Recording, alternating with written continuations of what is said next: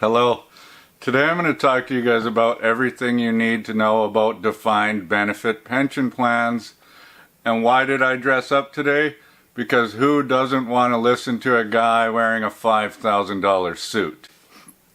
I'm just joking. I would never pay $5,000 for a suit. But defined benefit pension plans are awesome in most cases. And I always kind of laugh when I read comments on the internet about people being so mad at people that have these pension plans because they're so lucky. Well, you know what? You could go and get a job for the government and get a DB pension plan. And you need to realize that the employees are actually paying a lot of money into these plans. So it's not like it's some free benefit that they get. They've just been forced to save, which is a great thing for most people. Now, the first thing you're really going to want to know if you have a DB pension plan is how much money are you actually going to make in retirement. And that depends on a whole lot of factors based on your income, how long you've worked for the company, and the pension plan in general, and which formula they use to calculate their benefit. And there's basically three different types of formulas that can be used.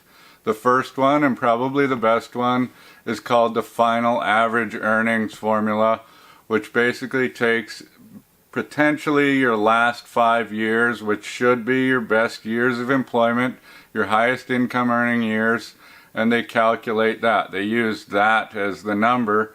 And then there's a percentage that they use, which is up to 2%.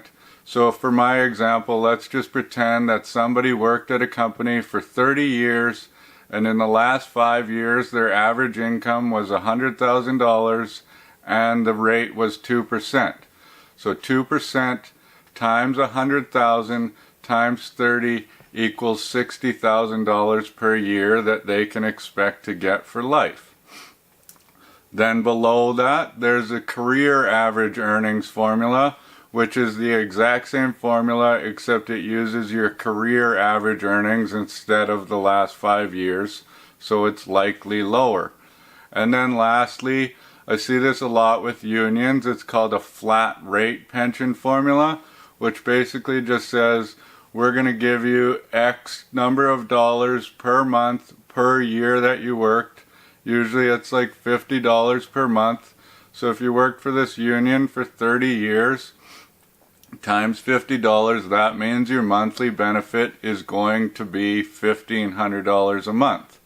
Now once you start pulling this out in retirement, all of that benefit is completely taxable. It's taxable as income. Now next is when are you eligible to receive your full pension? You can receive your pension, that's your money, basically as long as you've been in the plan for 2 years. But that doesn't mean you're going to receive your full pension, and each pension is going to have different rules with this, and some might say as soon as you reach age X, you're entitled to your full pension, or they can use something which is called a qualifying factor, which is usually often 85. And that means your age plus your years of service, if that equals 85, you're now entitled to your full pension. So if you were 60 years old and you've been working for a company for 25 years, 60 plus 25 equals 85, that means you're entitled to your full pension. But say you were 60 years old and you've only worked there for 19 years, that equals 79, which means that you need to work for 3 more years. So 63 plus 22 equals 85. Now you're entitled to your full pension. Another thing to really look at and consider is your pension indexed to inflation? Which means, does it go up every year based on what the inflation rate is in the country? Because if it doesn't, then you're not going to have very much money when you're 90 compared to when you retire at 60, because say your $2,000 pension isn't going to be able to buy that much 30 years later, so it's really important to understand. Next, you need to know what the pension is actually invested in, and this totally depends on the pension plan that you're in, because pensions have a ton of money And what they do is they hire like a personal fund manager to manage the investments inside of your pension. And so sometimes they buy really cool stuff. For example, like years ago, the Ontario Teachers Pension Plan actually owned like the Maple Leafs and the Raptors and stuff. Not that I would ever want anything to do with owning the Maple Leafs. They're brutal. But, I mean, that's kind of neat that they own that sort of stuff. And it doesn't really matter how well or how poorly your investments inside of the pension plan do. You don't even really see this. It's because it's up to your employer to fund the difference, because they have said, we're going to pay you X amount when you retire, and this is what they've committed to, which is great for you in most cases, but sometimes this can really backfire. The worst case scenario, and this is why a lot of companies don't offer defined benefit pension plans anymore, is because there's a huge risk to the company, because they have this giant liability on their books that they have to commit to. And sometimes if they start losing money or whatever, or end up going bankrupt, well, they can no longer pay that out because you're not the first person that's on their list of creditors. So if you think about Sears, for example, worst case scenario, these people paid in forever and they're actually not going to get anything, and it's a nightmare, and that is the risk that can come with these plans. So they're not always perfect.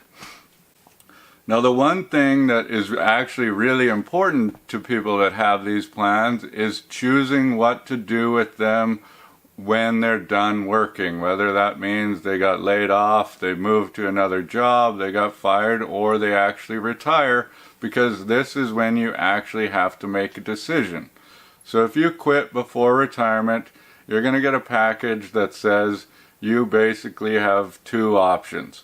One, you can keep your money in the plan, or two, you can move it out to a LIRA, potentially part into your RSP, and potentially take some as a taxable cash portion. And this is where you really need to sit down with a certified financial planner professional and run through the numbers and the pros and cons of each scenario. Because obviously it's in our best interest that you say, yes, move this giant lump sum of money over to me and I'll manage it and I'll do amazing with it. But sometimes that's the riskier play. It totally depends on your age and your situation and what you need. So you need to really go over the pros and cons of those options with somebody that's got your best interest first and theirs second. And next is when you retire. And it's not quite so simple as like, I'm just getting X and I'm going to take that for life. You actually have some choices to make here, and just some examples, and it depends on whether or not you have a spouse or a pension partner or you're single.